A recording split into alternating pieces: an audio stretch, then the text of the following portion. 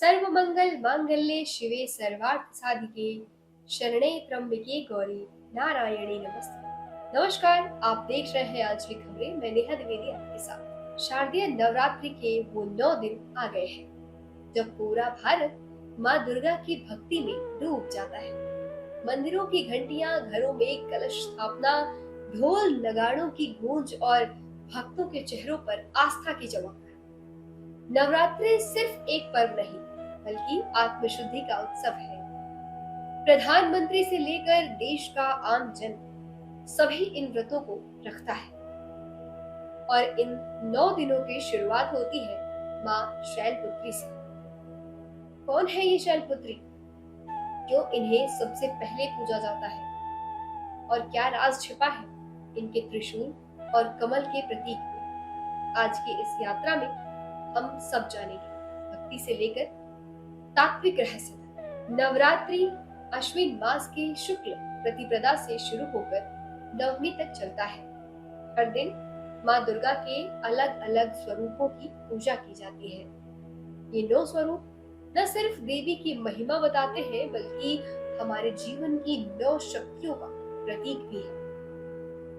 और पहला दिन समर्पित है माँ शैलपुत्री को। आइए जानते हैं इनके अद्भुत स्वरूप और कथा के बारे में। माँ शैलपुत्री का स्वरूप पर्वतराज हिमालय की पुत्री, इसलिए नाम पड़ा शैलपुत्री। इनका वाहन है नंदी वृषभ। दाहिने हाथ में त्रिशूल, जो धर्म, अर्थ और मोक्ष के संतुलन का प्रतीक है। बाएं हाथ में कमल पुष्प, और यह सिखाता है कि संसार के कीचड़ में रहते हुए भी मनुष्य पवित्र और निर्मल रह सकता है। माँ शैलपुत्री के स्वरूप का ध्यान करते हुए शास्त्रों में ये श्लोक गाया जाता है। वंदे वंचित लाभाय चंद्रार्ध कृत शेखराम वृषारूढ़ाम शूलधराम शैलपुत्री यशस्विने। भक्तगण मानते हैं कि इस श्लोक का पाठ करने से सभी मनोकामनाएं भक्तों की माता रानी पूर्ण करती है। दोस्तों, क्या आप जानते हैं माँ सती की कथा से जुड़ी है माँ शैलपुत्री की कथा? जी हाँ, चलिए आपको ले चलते हैं माँ शैलपुत्री की मार्मिक कथा की ओर। प्रजापति दक्ष ने एक भव्य यज्ञ का आयोजन किया, सारे देवताओं को बुलाया, लेकिन अपने दामाद भगवान शिव को नहीं बुलाया। सती, जो दक्ष की पुत्री थी, यज्ञ में जाना चाहती थी। भगवान शिव ने कहा, जहां हमें आमंत्रण ही नहीं, वहां जाना उचित नहीं है। लेकिन सती माता कहाँ मानने वाली थी। सती का मन व्याकुल था। वे पिता के घर पहुंची, पर वहां स्वागत के बजाय अपमान मिला। केवल माँ ने स्नेह दिखाया, पर बहनों ने व्यंग किया, और स्वयं दक्ष ने शिव जी को अपमानित करने वाले ऐसे वचन बोले जो हृदय विदारक थे। सती का हृदय आहत हो गया। उन्होंने सोचा, जिस सभा में मेरे पति का अपमान हो, वहां मेरे लिए जीना व्यर्थ है, और उन्होंने योगाग्नि में स्वयं को भस्म कर लिया।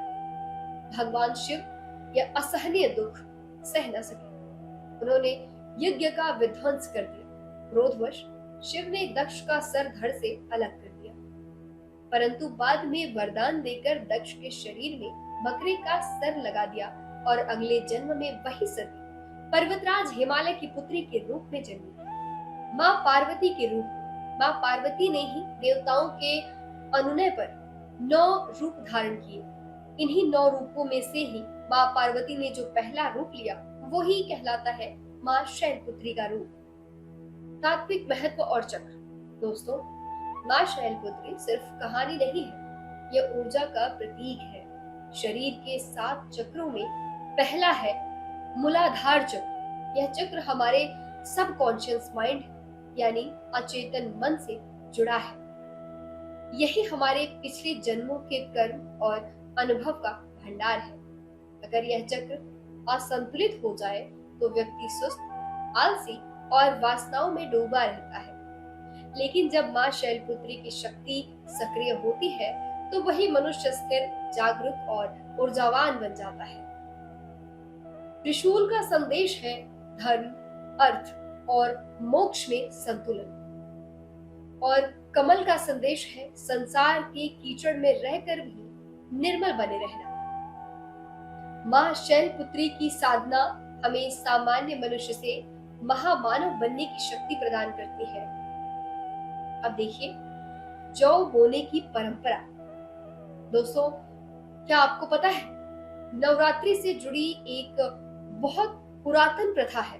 घरों में महिलाएं कलश स्थापना करके उसमें जौ बोती हैं। इसके पीछे पौराणिक मान्यता कहती है, जब माँ दुर्गा ने असुरों का वध किया तो धरती पर सबसे पहले जौ उगे, इसलिए उन्हें उर्वरता और समृद्धि का प्रतीक माना जाता है। जौ का रंग अगर हरा और ताजा निकले तो यह शुभ माना जाता है। ये संकेत है कि घर में खुशहाली और धन का आगमन होगा। यहाँ तक कि विसर्जन के बाद जौ को लाल वस्त्र में बांधकर तिजोरी में रखा जाए तो आर्थिक तंगी भी दूर होती है। आइए अब हम आपको बताते हैं इस बार की नवरात्रि में क्या कुछ विशेष है, क्या विशिष्ट संयोग है। 22 सितंबर 2025 से नवरात्रि शुरू होकर 2 अक्टूबर को विजयादशमी पर समाप्त होगी। इस बार ग्रहों का शुभ संयोग है बुधादित्य, राजयोग, गजकेसरी योग और धन योग। सबसे खास बात, माँ दुर्गा इस बार गज यानी हाथी पर सवार होकर आ रही है और इसका अर्थ है समृद्धि और धन की वृद्धि। समापन गुरुवार को होगा और माँ मनुष्य की सवारी से प्रस्थान करेंगी। ये संकेत देता है कि समाज में शांति और प्रेम का वातावरण बना रहेगा। दोस्तों, नवरात्रि का पहला दिन हमें माँ शैलपुत्री मतलब हिमालय की पुत्री, इस दिन पर व्रत रखने से हम में संतुलन, निर्मलता और आत्म जागृति जन्म लेती है। क्या आप भी रखेंगे ये व्रत? कमेंट में हमें जरूर बताइएगा। नवरात्रि पर ये थी हमारी पहली पेशकश माँ शैलपुत्री पर। दूसरी पेशकश में हम आपको माँ ब्रह्मचारिणी, जो तपस्या, संयम और वैराग्य की देवी है, उनकी यात्रा पर ले चलेंगे। अगर आपको ये वीडियो अच्छा लगे तो लाइक करें, शेयर करें और सब्सक्राइब भी करें और कमेंट में जय माता दी जरूर लिखिए। आंचलिक खबरों की तरफ से आप सभी को हार्दिक शुभकामनाएं नवरात्रि की।